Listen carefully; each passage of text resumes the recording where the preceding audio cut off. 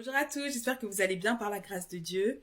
Jésus vous aime. Alors, c'est la vidéo numéro 3. J'avais vraiment terminé, totalement terminé la vidéo 2. Et j'entendais vidéo 3. Donc, on est là. Moi, je ne sais pas du tout ce que le Saint-Esprit veut dire. Parce que je pensais vraiment que j'avais... voilà, qu'on avait fait le tour, qu'on avait tout dit. Mais bon, Saint-Esprit comme d'habitude, hein. Speak. Jésus vous aime. Son retour est imminent. Vraiment, repentez-vous car le royaume des cieux est proche. Ce n'est pas une fable. Ce ne sont pas juste des paroles qu'on entend comme ça. Non, ça s'accélère. Le temps s'accélère réellement.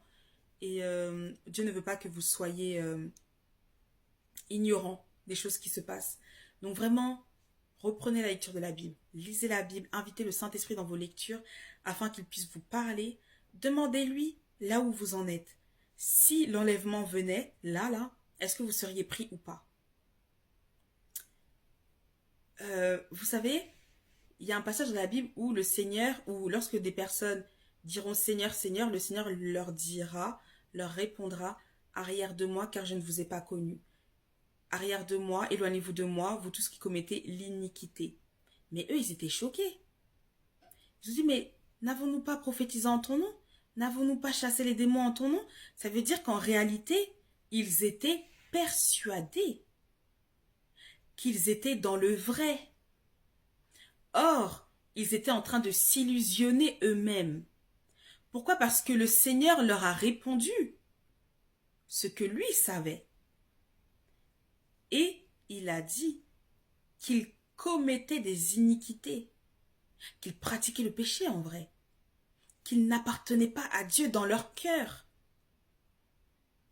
Alors nous devons nous examiner nous-mêmes et examiner nos vies, examiner nos voies. Est-ce que je suis fidèle à la parole de Dieu? Ou est-ce que je suis en train de me leurrer moi-même? Les pharisiens, les scribes, les anciens qui ont crucifié Jésus-Christ, qui étaient tellement jaloux de Jésus, jaloux de la puissance de Dieu qui émanait, qui se manifestait. Ils étaient persuadés d'être sauvés. Mais le Seigneur leur avait dit quoi? Bande de tombeaux blanchis. Il disait, vous dites que vous connaissez Dieu, mais vous me détestez. C'est un non-sens total. Ils n'avaient même pas compris que le Messie tant attendu était déjà au milieu d'eux. Et ce n'est pas ce que Dieu veut pour vous. Il faut vraiment que vous marchiez dans la vérité. Ce n'est plus le moment d'avoir un pied dedans, un pied dehors. Parce que lorsque Jésus reviendra nous chercher, ce sera le dehors qui sera pour vous. Et ce n'est pas un jeu, ce n'est pas une blague. C'est réel. L'enlèvement de l'Église, ce n'est pas un jeu, c'est réel. Le monde est en train de se préparer. Ils sont en train de se préparer. Parce qu'ils savent très bien que l'enlèvement de l'Église arrive. Ils le savent.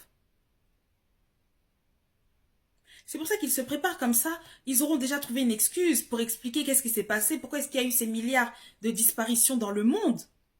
Et ensuite, ils vont mettre en place leur gouvernement des ténèbres, le gouvernement de l'Antéchrist.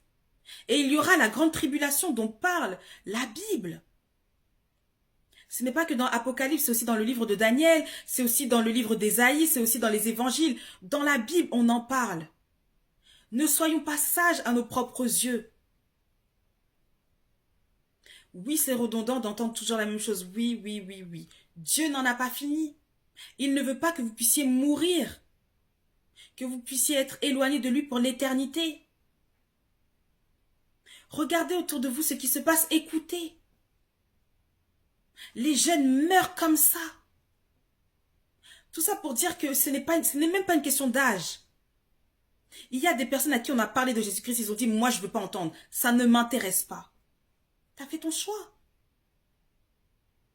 Et le Seigneur, il dira, dans ce cas-là, tu n'as pas de part avec moi. Ta place n'est pas avec moi. Ce n'est plus le moment d'être orgueilleux, ce n'est plus le moment d'être sage à nos propres yeux. C'est réel ce qui se passe. Quand vous voyez que pendant une année, vous n'entendez pas que Jésus revient, il y a un problème. Est-ce que vraiment on vous aime? Quand on aime, on prévient du danger.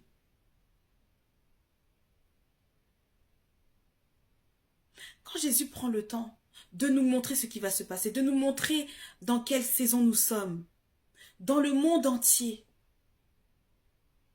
ce n'est pas pour rien. Souvenez-vous de ce qui s'est passé à Ninive, lorsque le prophète Jonas avait été mandaté par l'Éternel pour aller leur dire ce que Dieu voulait faire. Il voulait détruire la ville. Jonas s'est enfui. Il ne voulait pas répondre à la mission. Il a eu son épreuve, ensuite il s'est repenti. Il est parti à Ninive. Et il a dit, encore tant de temps et la ville de Ninive sera détruite. Il traversait la ville et il répétait cela, il répétait cela, il répétait cela. Jusqu'à ce que ça arrive aux oreilles du roi. Le roi a déchiré ses vêtements. Il s'est repenti. Et il a lancé un décret. Il a dit, dans toute la ville, jeûne, prière, lamentation, même les bêtes ne boiront pas, ne mangeront pas. Ils se sont repentis. Le cœur de l'Éternel a été ému de compassion. Il a dit, ok, je vais pas détruire la ville. Et Jonas était fâché. Mais parce que oui, quand Dieu nous envoie quand même, c'est pour qu'il y ait une réponse. Pour qu'il y ait un changement d'attitude. Pour qu'il y ait une repentance. Parce que Dieu ne veut pas que vous puissiez aller en enfer. L'enfer est réel, la mort éternelle est réelle. Mais la vie éternelle aussi est réelle. Tous ceux qui appartiennent à l'Éternel, vous avez déjà vos demeures dans les cieux, vous avez déjà votre famille, votre place est avec le Seigneur. Ne pensez pas que vous allez vous ennuyer dans les cieux, on ne va pas s'ennuyer. Ça va être une vie extraordinaire, on sera tous ensemble, on aura nos vies, on aura nos villas, on aura nos occupations, on aura nos amitiés. En fait, ce sera comme c'était au tout début. Que Dieu vous révèle. Ça va être magnifique. Le Seigneur ne veut pas que vous puissiez passer à côté de cela. Ne laissez pas le diable vous mentir. Lorsque Dieu dit « sortez de l'impudicité », n'ayez pas de relations sexuelles hors mariage. Il sait pourquoi. Parce que ce sont des portes d'accès incroyables au diable et au monde des esprits. Ce n'est pas ce que Dieu veut pour nous. Ce n'est pas ce qu'il veut pour nous, je répète, ce n'est pas ce que Dieu veut pour toi. Lorsque le Seigneur dit qu'il ne cautionne pas le concubinage, c'est réel. Repentez-vous. Vous attendez quoi? Vous attendez que l'enlèvement arrive et qu'après vous soyez là comme ça, les bras ballants, en se disant qu'est-ce qu'on va faire? Imaginez-vous les parents. Vous n'êtes pas enlevés mais les enfants ne sont pas là. Où sont les enfants? Où sont les enfants? Ça va être le chaos partout. Alors mieux vaut obéir à la voix de Dieu, sincèrement, pour un peu de temps, que d'avoir un pied dedans, un pied dehors, et d'être rejeté. Cette affaire est très sérieuse. C'est très très sérieux. Vous voyez maintenant dans les assemblées, il n'y a plus de prophètes. Or, quand le Saint-Esprit est vraiment là, qu'est-ce qu'il fait? Il pousse ses prophètes à prophétiser, à parler, à dire ce qu'il en est, à parler des temps et des circonstances, qu'est-ce qui se passe à l'instant T. Il y en a qui ne pensent, qui ne croient même plus, qui ne savent même pas que les prophètes existent, qui ne savent même pas que les saints ministères existent. Pourquoi? Pourquoi? Oui, Jésus revient bientôt, mais il y aura un jugement dans son assemblée, chez ceux qui se prétendent être des enfants de Dieu, chez ceux qui prétendent être des serviteurs de Dieu. Ensuite, il y aura un réveil. Ensuite, il y aura la persécution. En vrai, c'est toujours comme ça. Hier, je regardais la série La Bible et c'était avec le prophète Jérémie. Il déclarait les paroles de l'Éternel et à un moment donné, ça on le voit dans la Bible, il avait mis, je sais pas moi, comment est-ce que je peux dire, une planche de bois avec ses mains comme ça, vous voyez un peu, et en fait il disait que c'est comme le joug. Et il disait, en fait il disait au roi, de, comment dire, de se soumettre au roi de Babylone. Ça, c'était la volonté de Dieu maintenant. Ils avaient tellement exagéré que, à un moment donné, il fallait vraiment se soumettre au roi de Babylone et accepter la déportation. Et 5 secondes après, on voit un faux prophète avec tout son aplomb, toute son audace, en train de briser le joug sur Jérémie, à le faire tomber, en disant, voici ce que dit l'Éternel. Vous n'aurez pas besoin d'aller à Babylone.